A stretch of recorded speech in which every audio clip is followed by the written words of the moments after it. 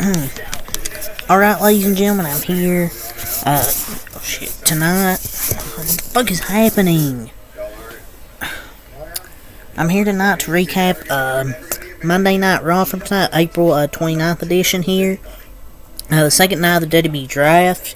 I didn't recap SmackDown because NFL Draft was going on, NBA playoffs. My focus wasn't too much on it, but I heard it sucked. Went back and watched it later that night.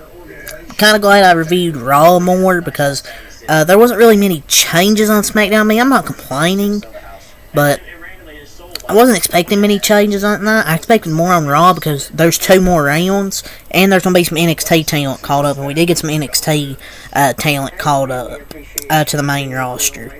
And 6 rounds of the WWE Draft, 2 more rounds than Friday. We had a World Tag Team title match tonight, and Intercontinental Championship match. A bunch of stuff happened. So let's get into it. So, basically, Becky Lynch starts off the show. We're basically going to get into the Liv Morgan and Becky Lynch stuff already. Nia Jax is drafted to SmackDown, but it don't take effect until next week. So Nia Jax basically her last night on Monday Night Raw. Yeah, you won't be missed. And Liv Morgan basically accepts a challenge later tonight to face Nia Jax. That's really the opening recap. Basically, the main thing is we're basically most likely going to do Becky Lynch and Liv Morgan win. I don't know when Liv Morgan will take the belt. She's going to take the belt. I don't see who else is going to take it. Because, like, Tiffany Stratton's on SmackDown, but there's a lot of good NXT. There's a NXT talent called up that I think's very good. The women's divisions are low-key looking pretty nice here after the draft. But then we get round 1 after that. Solid segment to start off the show, but then we get round 1 of the WWE Draft. Gunther and Ludwig Kaiser are part of Monday Night Raw. No Giovanni Vinci after they attacked him last week. Jade Cargill stays on SmackDown. All of Damage Control go to Raw, so they moved from SmackDown. They moved from SmackDown to Raw, and you say all the same shit, but Damage Control got drafted to Raw. At least they're keeping Nia away from Kyrie if she nearly injured her a few days ago. I mean, that's probably not why, but I figured a lot of the people would stay on their same brands. I know you can say, oh, it's not much of a draft when the same superstars have the same brand, but what were you honestly expecting? Were you expecting an NFL draft or something? I mean, I'll agree it was the most pointless draft ever, though you really didn't need to do a WWE draft. I mean, if you're going to do a WWE draft, just do it randomly, how they used to do it. Just, a generator going through superstars until it lands on one. That's what I would do. So we have to kind of do a lot of projections. But I thought night 2 of this draft was way better than night 1, especially in the later rounds, because you got some NXT talent, and if some people changed brands. Xavier Woods versus Gunther in a one-on-one match. Gunther, looking like the badass he is, makes Xavier Woods tap out. This was a good match. I mean, Gunther's so good in the ring. He's going to be the king of the ring. King Gunther. And then we get round 2. Some kind of a track record of stabilization. Wait. That was the first round picks, excuse me. But I felt the Raw Women's Division needed a huge help. This move does that, honestly. But honestly, just like Friday, nothing really changed. But there was some shake-up after that. And I agree with a lot of people asking about how viable the draft concept really is. But I mean, they can't change everything. If they change everything, what's the point? Because you have storylines going on, say, like Liv Morgan and Becky Lynch. If you put Liv Morgan on, like, SmackDown, Becky Lynch on Raw, then what's the point? Are you ready for tonight? Definitely.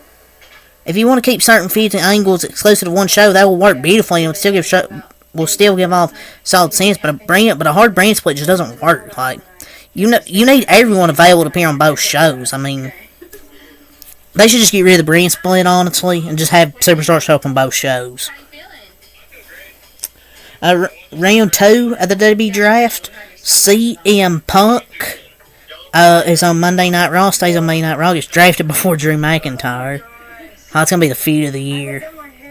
And all of Bobby Lashley's The Pride is staying on SmackDown. Braun Strowman is back. Yes, the monster among men. He's now on Monday Night Raw. He's officially back. He was in Kansas City, I believe, earlier today, getting a haircut.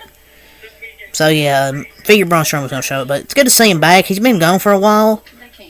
I mean, I think this is a perfect spot for him, going to Raw. Ridiculous. Since the boys can just get together and go out and do whatever they want, I decided. I don't know. The girls can have Just the draft isn't the same at all. Like, I mean, tonight was way better. But there was an interesting thing. Rhea Ripley's not gonna be happy when she comes back. I mean, this is just storyline wise, but Liv Morgan backstage come out of one room, and Dominic did as well. So, I mean, she did say she's gonna take everything from Rhea Ripley. She did say she was gonna take everything. So just little hints thrown in there. Just little hints. But now we get to Logan Paul basically cutting a promo, and then Jey Uso interrupts, yada yada yada. Patrick Mahomes was there, and he gave Logan Paul those Super Bowl rings, and he hits JD McDonough. You saw the one on his face. That looked brutal. And Strowman returns, takes him out, and starts staring down Patrick Mahomes. I thought we were going to get a Patrick Mahomes, Braun Strowman face-off. And then Chad Gable gets a haluva kick backstage. Which, that's fun. That's funny. Chad Gable's such a good heel. And Sami Zayn versus Bronson Reed was a banger of a match for the IC title, but ends in DQ. Sami Zayn gets the win by DQ. Bronson Reed ends up hitting I don't know what he hit on Chad Gable. Are we going to get a triple threat match at some point between these three? I don't know. Then we get to round 3 of the WWE draft. LWO say on Monday Night Raw. It says with Carlito, but Carlito, it says Carlito. I guess I guess it's the end of LWO versus Legado, but what is Carlito still in the group? Like, they said Carlito. But they separated LWO and Legado. That's a win in my book. Drew McIntyre gets drafted to Monday Night Raw, and Shinsuke Nakamura, the Jobber, gets drafted to SmackDown. Yeah, a Jobber, because they book him to lose every time. He's still a great performer. Lose every match, though. But then Drew McIntyre comes out and basically saying, how am I drafted in the 3rd round? Got drafted after CM Punk. And then CM Punk interrupts. He's up there, I believe there's a skybox or something. And he's like, I'm up here, you little bitch. And the PG air is really going. I prayed for times like this. And Drew McIntyre's hunting backstage looking for CM Punk. He's just obsessed with CM Punk. And then the Athlete Academy, Chad Gable back there. Maxine, how she said she got 2 eliminations last week, got some momentum. And Chad Gable said, where's your championship? I didn't win. Something like that. And then starts talking about Tozawa. Man, this heel Chad Gable's fun. Future champion there in Chad Gable, hopefully. What else happened? Maxine versus Candice LeRae. Candice LeRae gets the win. And Drew McIntyre's looking back, just looking throughout the arena for CM Punk. He gets to where CM Punk was earlier, and then CM Punk comes out and gets in the ring, starts cutting a promo. Man, this CM Punk Drew McIntyre feud is going to be the best thing on Monday Night Raw this year. This is going to be feud of the year. This is going to be incredible. Want to go? And most certainly, I'm here for it. They both compliment one another, and both are doing some, if not their best work. I'm glad that McIntyre re-signed, and hopefully we'll get his moment at Clash of the Castle. I don't know how long they're going to do this feud, but... And we can get this on Raw and SmackDown at some point. We can get Randy Orton and Cody Rhodes at some point. Like, that might be their two big feuds on each brand. So at some point, I believe we'll get Randy Orton and Cody Rhodes, and we'll have CM Punk McIntyre on Raw. So I think those are going to be their two big feuds. They'll do Randy Cody at some point. I don't know when. I think they might do it at SummerSlam. Possibly. We'll see. But that tracking shot in that segment transition was S tier. Like, Lee Fitting was probably the best hire they could have got. Round 4 of the WWE draft. All of Judgment Day stay on Raw. Naomi stays on SmackDown. But from NXT, Isla Dragunov to Monday Night Raw, and Chelsea Green, Piper Niven move to SmackDown. So we don't get no more Chelsea Green. Adam Pearce probably happy about that. But Dragunov now on Raw. We have Dragunov, Sheamus, McIntyre, and Gunther on the same brand. Inject that shit into my veins. The Intercontinental Championship and Heavyweight Championship scene on Raw is absolutely going to cook with those four on the same brand. Like, and I freaking love Gunther and Dragunov, like two of the best wrestlers in the world. I mean, we can call this draft boring, but the rosters they've selected are good. The lack of movement just makes you question how necessary draft is.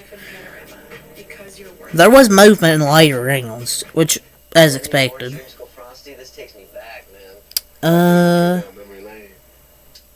Liv Morgan vs. Nia Jax. Liv Morgan beats Nia Jax in this whole match, a part of her Liv Morgan Revenge tour. Naomi and Tiffany Stratton there. Tiffany Stratton was looking pretty good out there. Anyways. Let's get to round 5. The New Day, stay on Raw. Pretty Deadly, stay on SmackDown. Lyra Valkyria, or how you say her last name. I know she's on NXT. Seen her wrestle, she's really good.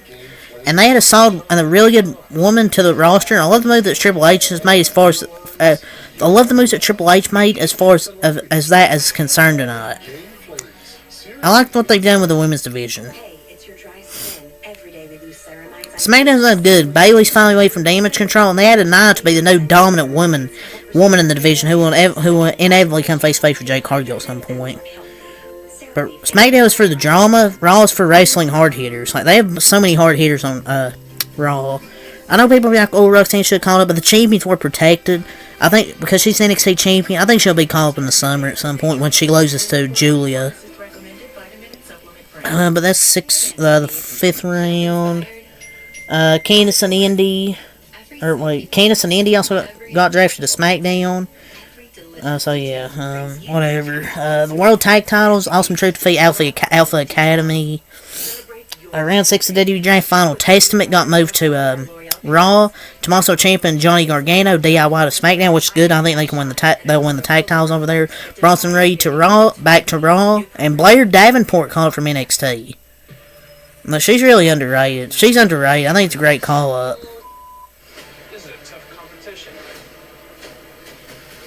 And then Jey Uso, Ricochet, and Andrade defeat the Judgment Day. So, honestly, pretty solid show tonight. I won't give it like a 8, 9 out of 10. But honestly, I give it a 7 out of 10. Pretty solid show tonight. So, that's really honestly all I have to say here. So, until next time, Michael out. Peace. Leave a like, comment, subscribe for more.